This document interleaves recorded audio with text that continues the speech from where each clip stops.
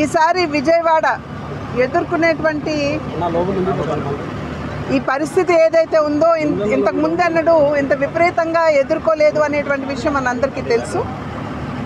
అనుకోని విధంగా కురిసినటువంటి వానలు, దానికి తోడు ఇక్కడ బుడమేరు ఏదైతే ఉందో బుడమేరుకు సంబంధించినటువంటి గట్లు సైడ్ ఏదైతే ఉందో అంటే విజయవాడ వైపుకి 3 గంటలు పట్టడం, అదే విధంగా రెండో వైపున 7 గంటలు పట్టడం. ఇది దీని వలన మొత్తం విజయవాడ మునిగిపోయేటువంటి పరిస్థితిని మనం అందరం కూడా చూస్తున్నాం. ఇవాళ ఇది చాలా బాధాకరం. వేలాది మంది ప్రజలు ఇవాళ ఇబ్బందుల్లో ఉన్నారు.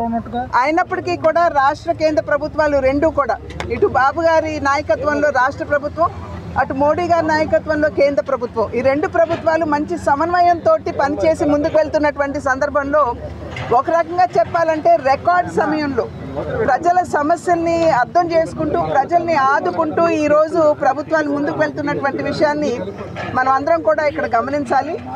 ఈ వరద పరిస్థితి ఇక్కడ ఏర్పడిన వెంటనే చంద్రబాబు నాయుడు గారు మోడీ గారితో మాట్లాడటం, వెంటనే మోడీ గారు స్పందించి అక్కడ నుండి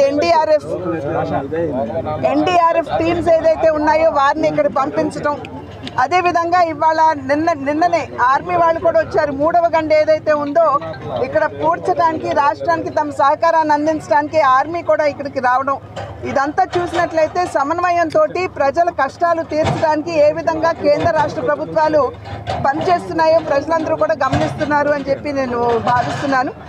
అదేవిధంగా ఈ యొక్క ప్రమాదం ఏదైతే మనకి వాటిల్లిందో, ఇంతకు ముందు ఉన్నటువంటి ప్రభుత్వంలో కూడా పెద్ద ఎత్తున వనరులు సమకూర్చిన, అంతకు తెలుగుదేశం ప్రభుత్వంలో పెద్ద ఎత్తున ఫండ్స్ సమకూర్చినా కూడా ఈ బండ్లన్నింటినీ స్ట్రెంథెన్ చేయాలి అనేటువంటి భావనతోటి ఈ యొక్క డబ్బు సమకూర్చినా కూడా ఇంతకు ముందున్నటువంటి ప్రభుత్వం సంపూర్ణంగా దీన్ని క్యాన్సిల్ చేసేసి, మనందరికీ తెలియనటువంటి విషయం కాదు, బుడమేరుకు సంబంధించి దగ్గర ఒక 300 కోట్లు 90 కోట్లకు సంబంధించినటువంటి పనులు ఏవైతే ఉన్నాయో వాటిని క్యాన్సిల్ చేయడం జరిగింది.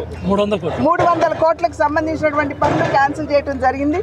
దాన్ని పర్యవసానంగా చివరికి ఒక గడ్డి మొలక కూడా తీసివేయనటువంటి పరిస్థితి, అంటే ఎటువంటి మెయింటెనెన్స్ లేకుండా ఇవాళ బండ్లు ఈ స్థాయిలో బలహీనపడ్డాయంటే ఇంతకు ముందున్నటువంటి ప్రభుత్వ హయాంలో కనీసం కూడా ఒక చిటికెడు మట్టి అక్కడ వేయనటువంటి సందర్భంలోనే ఈ రకంగా ఇబ్బందికర పరిస్థితుల్ని విజయవాడ వాసులు, విజయవాడ ప్రాంతం కూడా ఎదుర్కొంటుంది అనేటువంటి విషయం.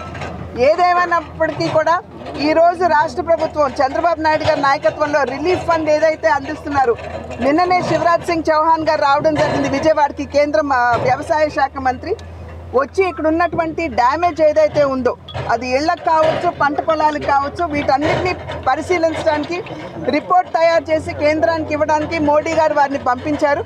వారు నిన్న జక్కంపూడి అటువైపు అంతా కూడా తిరగడం జరిగింది. ఇవాళ కేసరపల్లి అటువైపు వెళ్ళి రైతులతో కూడా స్వయంగా వారు సంభాషించడం జరిగింది.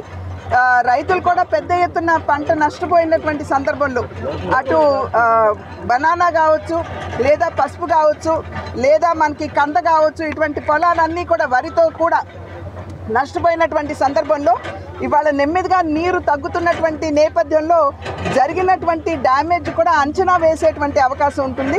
ఆ అంచనాలన్నీ కూడా కేంద్ర ప్రభుత్వానికి ఇవాళ రేపట్లో సమర్పిస్తామని చంద్రబాబు గారు కూడా చెప్పడం జరిగింది.